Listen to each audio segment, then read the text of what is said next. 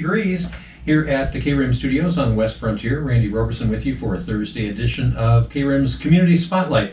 And today we're going to be talking about the, the brush pit out there on Highway 260. And with us to tell us more about it, Frank Aspeslaw is with us. And Frank, now you've been involved with the Blattner Brush Pit for how long now? Since 1917 or 2017. 1917. Yeah, wow. 1970. Well, I was really old. Yeah, I tell you what, 2017. It's like it must be a formaldehyde or something. Yeah. You're well preserved. Yeah. Now yeah, it's all good. Now as far as to get people up to speed, if someone has maybe just moved here recently, the Blattner Brush Pit is where a lot of people, when they're clearing tree trimmings and things like brush from their properties and stuff, they can bring it there and dump it.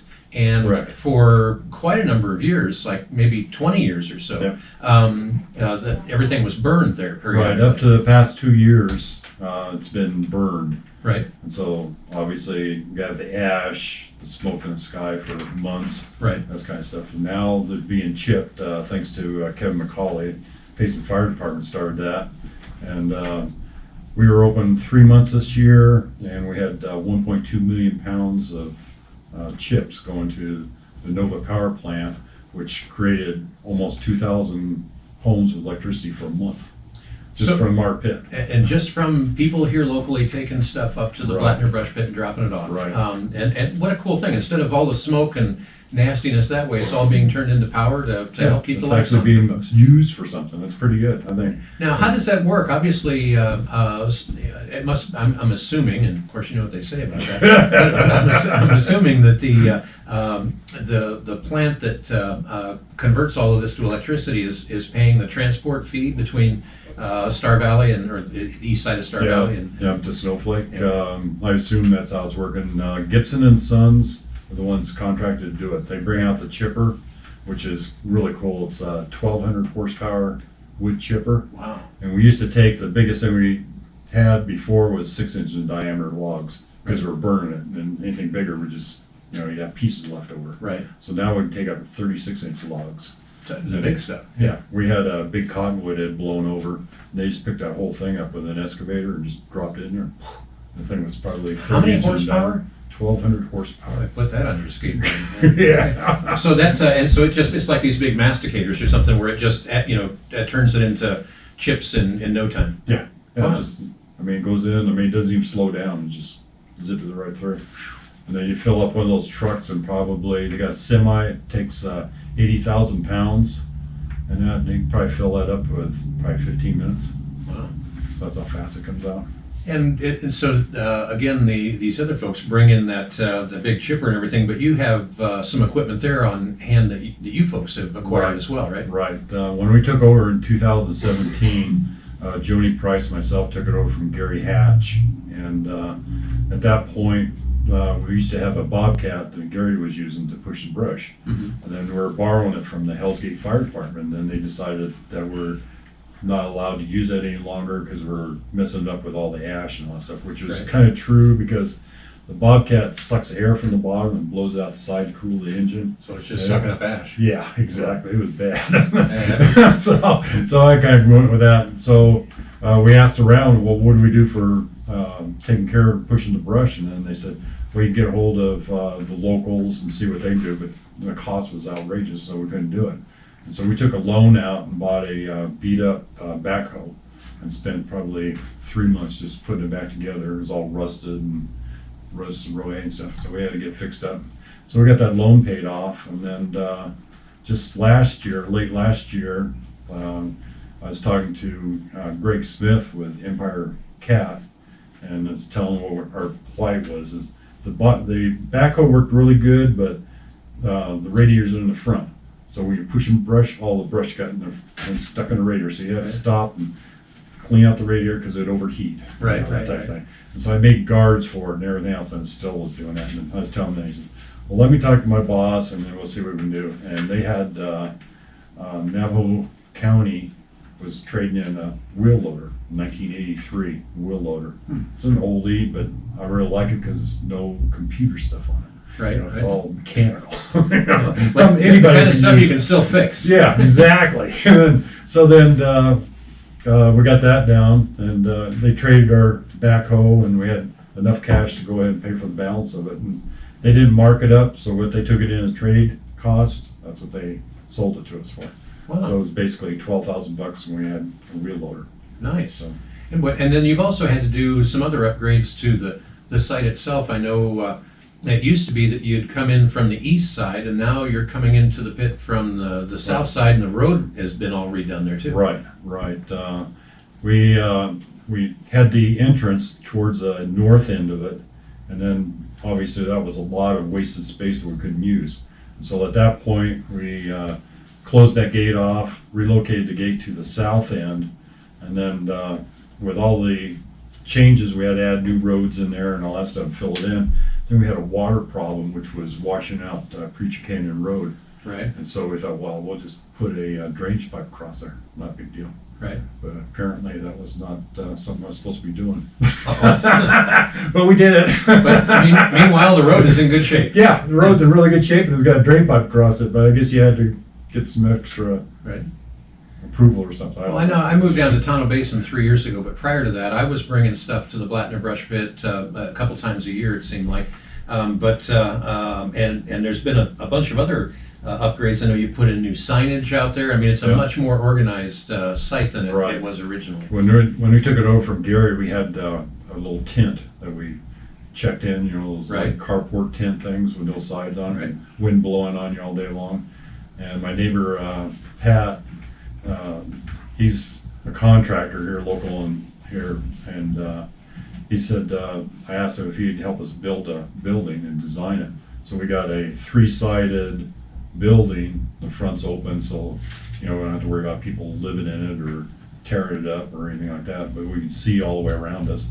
And he helped us build that, and then we put sheet metal on the outside, so it looks really nice. And now if it rains, we don't get wet. If the wind's blowing, we can close the windows. So it's really nice. A real facility. Yeah. Gotta love it. And now, one of the other things, I know in the past, when there was burning going on there, that was obviously also a concern as far as wanting to manage the threat of fire spreading from that location outward. You had to do some things along those lines as well. Right. So it was burned, for years like that. And we had to have it in 2 separate piles, because if the pile was too large, then the Forest Service didn't want to burn it because they couldn't control it. And so that we had to have 2 separate piles. And then when we started doing the chipping, I built a fire road around the whole perimeter of the pit now. So if there is a fire, you can actually drive a truck back there, that kind of thing. And on the back side up there, who knows how long it's been being dumped, I dug down 8 feet to put that road in. I still didn't hit dirt. It was still all ash. 8 feet. 8 feet of that. So I have no idea how deep that is there. Boy.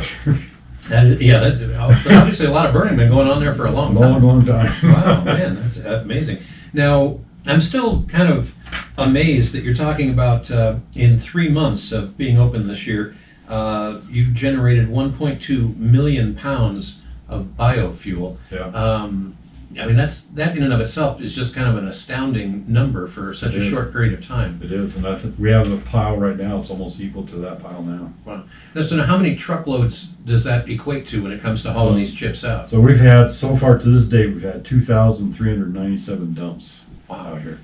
So just think that's every pickup, trailer, whatever. That stuff is not in somebody's yard, somebody's property. It's out there now.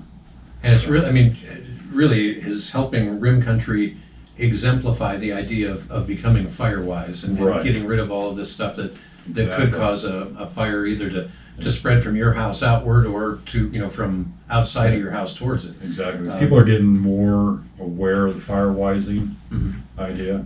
I mean, it's like you see yards around there and they're cleared where you can see underneath the trees. Right. My house is probably one of the worst. And then I had Armstrong Land come out and firewise that. And so all my trees are 12 feet up and thinned out bushes. The bad thing is, it grows back. Yes, sadly, all too true. But they do a great job. That's a great opportunity to give them a little plug too, because I know before we sold our home here in Payson, we had Armstrongs come out and we had 4 or 5 big old-growth ponderosas on the property that we, all skirted those all up well above the peak of our roof, because the trees were all pretty close to the house, and which is, from a fire-wise standpoint, just kind of crazy, but Exactly. you don't want to chop down the whole tree. But they do a pretty good job. The challenge with them is, or for at least on our property, is that you couldn't just cut a branch and let it fall to the ground because it'd be falling on the house, and so they had to lower everything down with ropes, and it was quite a fun thing to watch. But and all of that said, I was really kind of impressed for as much work as went into it. They really charged some pretty affordable prices when you think about how much better it makes your home. Yeah, I mean, it's a heck of a lot safer. And so this year, they did it last year, and this year, all that stuff grew back. Well, not all of it, but most of it. Right. So I'm out there trimming it, and I got a trailer load already. Wow. Just from cleaning all that stuff up. It's like from just 1 year. I mean, it's like, once you do it, you gotta keep doing it. Right. So now with all of the chipping that goes on, when you run these up to 36-inch logs into this, and it just eats them and just turns them into chips. How big are the chips? They're like shreds. So some are 10, 12 inches long, some are shorter than that. So it's not like, like pelletized type of stuff, it's shredded. So it's pretty good size. Still. The big thing is they got the pine needles. Those are probably the worst things. I hate the pine needles, but everybody's got to clean them up there. Yeah. It's like, it's terrible. It is what it is. I hear you. So now, what months out of the year is the Blattner Brush Pit actually open to take? April to the end of October. To the end of October. So this is, you're just finishing up for the season, right? That's it. This is last Saturday for the season. Right. So this time where we get to go on vacation now. Oh, you actually get everybody gets to go on vacation in summertime, and we get to go in the winter. But I think it's great. It's great what you're doing, though, because I'm still amazed. 1.2 million pounds of biofuel dropped off and turned into something that is able to power 2,000 homes for a month, all from what we used to just burn and you had all the stinky mess and everything. I know. I mean, that thing would smoke for a month. Oh yeah. Out there, and then the ash would. I mean, it would be not smoking real bad, but I mean, it would be like 3 months before you could even use that area because the stuff was so hot in there. And we'd have piles of logs and needles, that kind of thing, and they'd smolder forever out there. Well, this just makes so much more sense all the way around. Now, obviously, there's a lot of volunteers involved in this thing. Yes, we have 12 total active volunteers right now. Right. So. And it seems like in the past, I know back when Gary Hatch and them were out there, they had volunteers, but it was kind of an ever-rotating sort of thing where people help out for a while, but then decide they got something better they want to do or whatever. So it's got to be tough keeping volunteers going. Yeah, it is. It's got to be a little easier now with a nicer facility, though. Yeah. The people come out, all the volunteers we have now are pretty regular every year type thing. And the best part about it, and I tell everybody that, I mean, yeah, you can come out and volunteer, but the best part about it is being able to talk to the people. I mean, you meet some of the most interesting people in the world out there. Right. I get chastised or something, I don't know what it is, but say, stop talking, you need to get the line going. Right. We had this old guy come in, his name's Tom, he's a Native American. And at that time, when I first met him, he was 88 years old, and he had those old-time hearing aids on, and I asked him what his name is, and he said, they call me Runner. I said, no, what's your name? He said, well, they call me Runner. I said, what do you mean they call me Runner? 88 years old, the guy was still doing marathons, races. Wow. And he was doing it when he was 89. I haven't seen him this year, so I hope he's still all right. Man. I sometimes jog to the refrigerator. Just you mean wow. It's like puff and puff. Exactly. I don't always make it there, but it is neat. I mean, because you have a chance to see all kinds of different people from all walks of life. I mean, everybody's friendly out there that come out.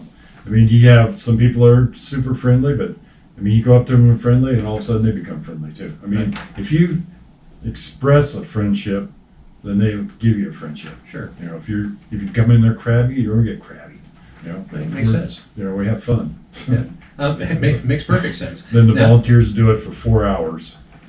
4 hours. They got like a morning shift or an afternoon shift. Right. It's not like they're there all day. Just I'm there all day, or my vice president Joe Tangway's there. So you actually have a board. Is this a nonprofit 501c3? Correct. And the name of it is Mongion Valley Pit Program Incorporated. Very cool.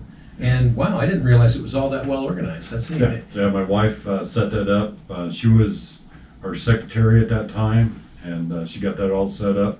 And once you became a 501c, you couldn't have family members on board. Ah, there you So go. that Yeah, seemed conflict to- of interest or whatever. Yeah, so there went our great secretary. Ouch. That's nice. But still, obviously the need is huge. You know, up in the Pine Strawberry area, they have the Pine Pit up there that gets a lot of use, and that's a whole Yep. separate organization. But just down here in Payson, 2,397 dumps as of today, Right, this year. so we got probably another 100 or so this Saturday. Right. Yeah. So now, and that is the last opportunity for the season. It's on Saturday. Now, Friday you're not open, right? Right, just Saturdays Just only. Saturdays only. Yeah. And what are the hours? 8 to 4. 8 to 4. Now, assuming that someone might be listening that has been living under a rock for a while, how do you find the Blattner Brush Pit? Well, I'm not mileage thing, but everybody knows where Diamond Point Restaurant is. Sure. It's like a mile and a half east of Diamond Point Restaurant, just side of the elk crossing. Right. So the clue is when you're driving up there, you'll see the big elk sign saying it's crossing, then start slowing down. Then there's you'll see the signs out on the road. We got billboard signs, big ones, and Right. tell you to turn right there. And for people that are more familiar with the area too, you know, it's just where you turn to go back into the Preacher Canyon and that area Right. back in Yeah, there. so it's like a mile and a half, mile and a quarter, something like that, past Diamond Point. So And what are the hours again on Saturday? 8 to 4. 8 to 4. So this is your last opportunity for this season to take stuff out there. Otherwise, you got to wait until, you know, what, next summer, right? Exactly. So So get up off your couch and do some clearing around the house and get it out there this Saturday. And you think probably another 100 people or so will come out. Oh, yeah. Wow. Yeah, because it'll be the last one, you know, and everybody wants to get it in before the last one. I've had phone calls of people saying, well, why don't you stay open later? One, it's cold in the morning. Yeah. You know, we're volunteers and stuff. So I made a fire pit out of an old water expansion tank. And so we start that up with fire in the morning. So we all stand around try to stay warm. There you go. Yeah, that works. And by the way, hats off to all of the people that are volunteering out there. What a great way to give back to the community. And what a great thing to, instead of, again, you know, stinking things up with a smoldering fire that sticks around seemingly forever, Yeah. to be able to take all the wood chips and now be able to generate electricity with them. I just think there's a great win-win going on there. Oh, And definitely. it looks like all of the right relationships have been established to keep this going in perpetuity. Yep. Yep. Outstanding. So we've had a lot of support on it. The town of Payson support us. The big thing on that one, along with the fire department, they had a retired pickup, and we had to use my private truck we have a fuel tank for the tractor. That's the bad thing about the wheel loader, it loads fuel. Right. Yeah. So we have a tank that was donated to us from J&L Construction, and I had that in the back of my truck, and then the air compressor to blow out the radiator because it kept on getting plugged up. So then basically I couldn't use my own personal truck, you know, to go to Home Depot because the stuff would disappear out of the back of your truck. Sure, You know? sure, you bet. So they donated the truck, and now we have the fuel tank in the back, we have an air compressor, we have our cooler to keep our water cooled when we're out there, and we're getting it wrapped next month. Well, graphics wrap for the outside of it, Yeah. right? Very cool. You know, it's just advertised showing that we need to firewise. This Right. is very important. I mean, you look at all the properties around here, and it's like, that stuff needs to be cleaned up. You know, and it, you're absolutely right. And it's, I know that there are some that, you know, kind of have the attitude of, well, you're not going to tell me what to do with my property. Well, Yeah. the bottom line is, you know, when it comes to these wildfires, and we've seen so much in just the last few years. Matter of fact, the top 10 most catastrophic wildfires in Arizona's history have all been within the last decade. It seems like things are getting worse and worse, It and is. we need to get better Yeah, and better people- prepared. It is. And so here's a great way to do it. And again, all of the wood and everything collected goes to, you know, generating electricity for people's homes. So you got to love it. Yeah, we've also got financing or funding from MHA. They also donated a AED, which was really nice. We carry an AED. We have full medical kit You got on people that out there truck. that are moving heavy stuff, and you Exactly. never know when someone's And going I'll to have tell a you, I heart attack. guarantee you, 90% of them are old. Like us. Sure, sure, sure. And for people that don't know, AED, automated electronic defibrillator, you know, Yeah. so if someone has a heart attack, boom, you got the tool right there Right. to We're ready hopefully for it. shock them back into action and tell Yeah. them to get up off their duff and get back to Yeah, work. because by the time the fire department would call a fire, I mean, they're looking at Yeah. 15 minutes by the time they got there. Right. You know, that 15 minutes may be too late. And the MHA Foundation's gotten behind you too. Correct. That's great. Correct. Then Gila County's been behind us. And Arizona Vinyls, the ones that did the website for us, which is the BlattnerBrushPit.com. That's turned out great. So now that's a great opportunity for people to get more information, find out about Exactly. all the good stuff you're doing. Just go to BlattnerBrushPit.com. Correct. I got a link on there. You can get a hold of Kevin McCauley of Payson Fire Department about getting grants to clean up your properties. So you actually get help to clean up your own property. Exactly. Wow, So that sounds that's, good. That's a really good one. I mean, people have, acreage. I mean, it's like someone's got like a city lot. That's probably not worth it. But somebody's got acreage, Right. you're talking thousands of dollars to clean that thing up. You bet. So that grant would definitely help. Wow, interesting. And again, that's at BlattnerBrushPit.com. Blattner spelled BLATTNER, brushpit.com. Yeah. Outstanding work. And I suppose it goes without saying that you could probably welcome a few more volunteers. Oh, yeah. And if somebody's interested in volunteering, what's the best route for them to take? They get on our website and volunteer, BlattnerBrushPit.com. Right? Or they Or you stop call out me and at see you. 928-978-8765. Or as you're taking wood out to the Blattner Brush Pit this Saturday, Yeah. talk to some folks there. Right. In because- fact, I do have a new volunteer this Saturday. So that's going to be kind of cool. And when you do head out there, look for the guy that's holding up the line. His name is Frank. He's talking to you. Anyway, hey Yeah. Frank, keep up the good work. This is it's great news that this whole thing has really progressed wonderfully. It's been a great project right from the start, but Mhm. it seems like it just keeps getting better and better. It is. When Gary Hatch turned it over to me, so just treat it as a business and make it the best you can. And I ran my own heating company, had 2 heating companies for 30 years. So So you I mean, knew a this is little what- bit about what it took. yeah. So then this is why I ran it, and it's changed a lot from day one. And I think it's a safe place for everybody to drop off. I mean, it's well organized. It's clean now. We don't have to have that ash, Right? that kind of thing. So Gotta love it. yeah. All right, and again, to find out more, just go online to BlattnerBrushPit.com, and there's a phone number that they can call. Yeah, 928-978-8765. All right, and again, we've been talking with Frank from out there at the Blattner Brush Pit, and again, last opportunity for you to drop off that brush that you come up with around your home property and everything. Last opportunity to do that is this Saturday for the season, and again, you open up at what time? 8 o'clock. 8 o'clock, and you go until midnight, right? No. How about 4 o'clock? Just wanted to be sure. We'll probably have our fire going in the morning because it'll be cold. Just wanted to be sure you're awake. Okay. Yeah, yeah. Anyway, Frank, again, thanks for the good work. Okay. I appreciate it Randy, very much. Thank you Thanks very for much for coming in having me today. on there. You bet. Also, And- we've I forgot a couple people too. Oh. Star Valley, Right. they've helped support us, and the Forest Service. They support us by letting us use their land. Right. It's a forest. It's on forest land, so. Well, and it truly takes a village when Yeah. it comes to something Yeah, I like mean, this. there's a lot of people. It's just not me. I mean, there's a lot of people behind me that Right. are pushing this. Well, thing. you've mentioned, the Town of Payson Fire Department, the Forest Service, the Town of Star Valley. Yeah. And it's a win-win for everybody. It just makes Exactly. sense that we all work together on Yeah. this. Yeah. I mean, Outstanding. everybody's going to reap the rewards. That's right. It's like when we have a fire, it won't be as bad. Right. Hopefully. Yeah, definitely. I mean, we need to take Firewise very seriously. And if you just Google Firewise, you'll come up with all kinds of resources online to how to get the threat a little further away from your house. Right. In fact, even on the website, it also has a link to that. It Perfect. shows you where you need to cut away, how to do it. And truly, it's not a matter of if a wildfire will threaten your property; it's a matter of when. When, exactly. Because I've been around Payson for 40 years, and there's been some big threats over the Yeah, last 40 years, yeah. and it's just getting worse. So. Yeah, like close by your house. Yeah, exactly. Like too close. Very, very close, yeah. Anyway, we appreciate you tuning in and listening this morning to Community Spotlight on KRIM. Going to get you back to more of your favorite music. Have some tunes coming up from Santana, Styx, David Bowie, and a whole bunch more. But first, a quick look at RIM Country weather. Now with this morning's KRIM weather. Just like That was that. the quickest half hour of my life. I'm glad to hear it. Is that only half hour?